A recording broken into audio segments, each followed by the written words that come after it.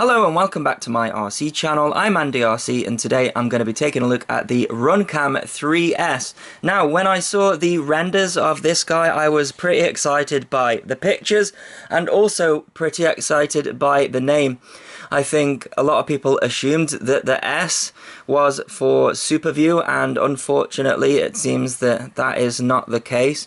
And I also thought that maybe they have come up with this new camera because GoPro have discontinued the Session 5, and I don't think that is the reason either. So there was a lawsuit with the original Runcam 3 and GoPro said you can't use our shape, so I think what this is the result of that lawsuit. They've changed the shape, so it is bigger in size, I think, just in every dimension, and they've also updated it a little bit as well. So this time we have got a door here and we've got a removable battery. So let's just see if I can take that out there. So yeah, removable battery.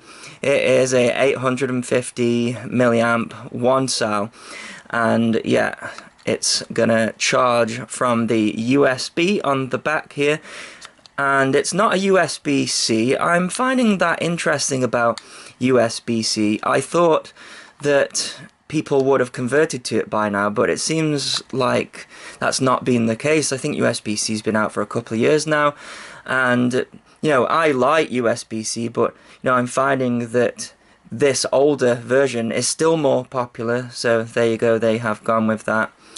So yeah, with it being a different size, it's going to mean that the Session 5 mounts out there aren't going to fit. So I've actually got one here on this Alien that I'm rebuilding. Yeah, won't fit in there at all this time. Interestingly, it is a little bit lighter than the Session 5. It is 70 grams against the 73 grams of this.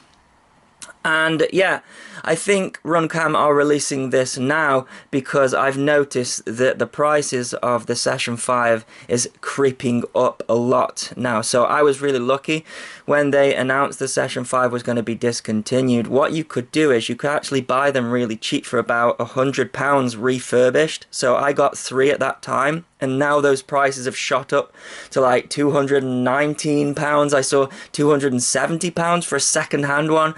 That's a real shame. It's a real shame that GoPro aren't doing this. But yes, no SuperView. It is ultra wide though, so I'll have to see what it's like compared to this guy running SuperView. And there's also no option to sort of try and do SuperView yourself because they haven't given us the full resolution of the sensor. So the highest resolution it does is 1080-60, and it does 50 as well, and lower resolutions.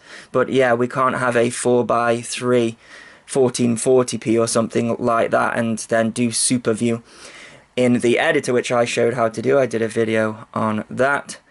But yes, we have got this button on the back here, and this is how to turn Wi-Fi on. So yeah, it uses the same app and you can go in there and change all your settings. However, this has come set up perfect, so 1080-60, that's how I'm going to want to have it. It's got wide dynamic range on there, and this is also the mode button as well. So to turn it on, it is a long press and it will beep. Oh, by the way, your micro SD card goes in this little door. I don't like this little door, guys. I think if it had stayed on, then it would have been fine.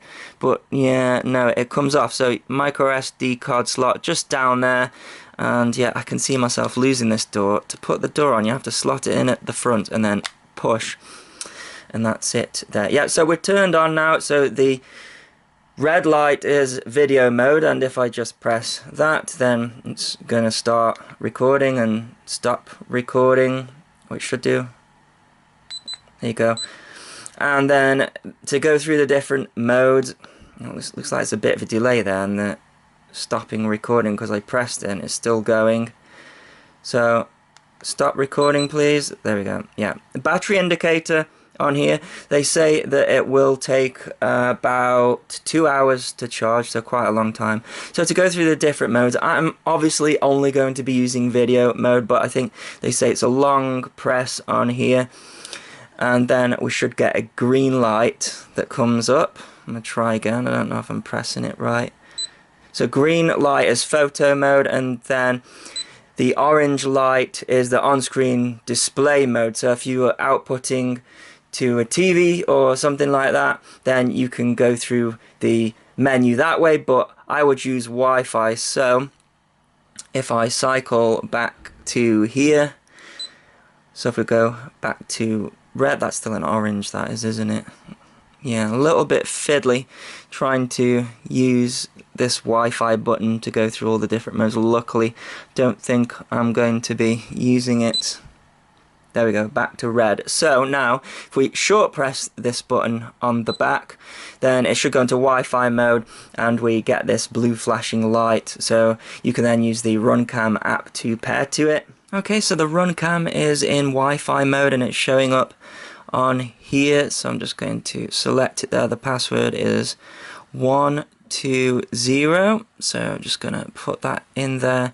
It should remember that, so it says that it is connected. So now I can go into the Runcam app.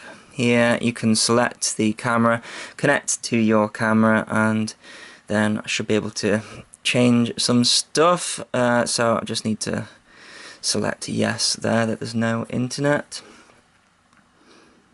It's taking a little while, but there we go. So we've got a beep, so we can see a live view from the camera. There's a little bit of delay. We can start and stop the video. We can go into the different resolutions. As you can see, it's only doing 1080p 60, and of course you can do 50 and 30 FPS, do 30 megabits. So yeah, 30 megabits should be just fine really for 60 FPS. You can do 720p as well, but yeah, very limited options there. I would have liked to have seen more. Actually got our battery indicator in there. You can change the field of view, but of course I want wide here, but yeah, you can go medium and narrow, but yeah, we want the widest possible for FPV. Exposure values and all sorts of stuff like that. We got auto sync, wide dynamic range on, date stamp off, auto shutdown after 5 minutes there, and USB function, so PC connection mode. Yeah, so what other options have we got there? Remote mode, so just go back from there. So feedback, beep, you can change the volume, auto recording, which is turned off, and then we've got the TV out mode. So yeah, just like the Split series, I think we've got a cable in here, so we can run this as an FPV camera as well. I believe, you know, Runcam started all of that. I believe the latency is pretty good there. Wi-Fi name there, so yeah, just all of your usual settings. But what I'm going to like about this, I think, is you don't really have to do any of this for FPV. We're just going to press the button and we are ready to go. So let's take a look what else we have got in the box. So we've got the instructions, which are really good actually, quite extensive. So Chinese on that side, but full English on this side. So it tells you everything that you need to know about, you know, the battery indicators on there, and you know how many button presses, what each color means and stuff. And you can also upgrade the firmware, which, you know, might be interesting for the future, and how long it takes to charge. Good manual there. And then we've got a box of stuff here, so let's have a look what we have got. So we have got 2 straps, which is good really, because, you know, we're not going to be able to use GoPro mounts, so I'm going to be using straps, which is cool. And we've got the TV out cable, silicon wire there, and it's on a 90 degree. So yeah, if you want to use this as your FPV cam, you can as well. And we've got a USB cable, so pretty nice package for the price. Alrighty, so we're starting on board with the Runcam 3S, and you will have to excuse the poor tune, because this copter is carrying both the Runcam 3S and a GoPro Session 5, and it's just not tuned for that. But the reason why I chose this copter is because when a Session 5 is sat on the bottom, it doesn't get jello, and that was a problem that I found with the Runcam 3, the original one, when using it, is if you bolted it on top of a copter, then you would sometimes get jello, and the Session 5 was just always really good at that. And I think this one has been improved. You know, I'm seeing a little bit of a wobble, but it's a high exposure day here. But anyways, I've switched to the GoPro Session 5 here, and you'll notice straight away how much wider the field of view is, and that's because this is using Super View, so the full sensor. Now, I do think the Runcam does dynamic range better. I mean, look how dark that got then when it was facing the sky. Compared to this one, we have a much better exposure. There's something strange happening with the audio on the Runcam 3. It seems to be switching from left to right, and I think the audio is better on the GoPro, so you know, I'm just gonna put that out there.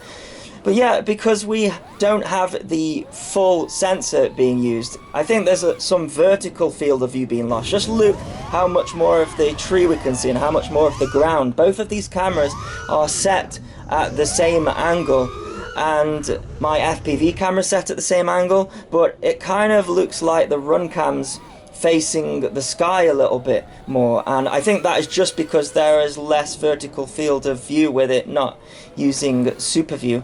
But you know, in general, it's performing pretty well. I don't think it's performing any better than the original Runcam 3. So, you know, I think I would have liked to have seen more updates, and really, it's an open goal at the moment, I think, with, you know, GoPro doing away with the session. I think Runcam have the resources to come up with something special, maybe even something better than Super View. Maybe they can't do Super View because, you know, it's a GoPro trademark, but I'd be surprised.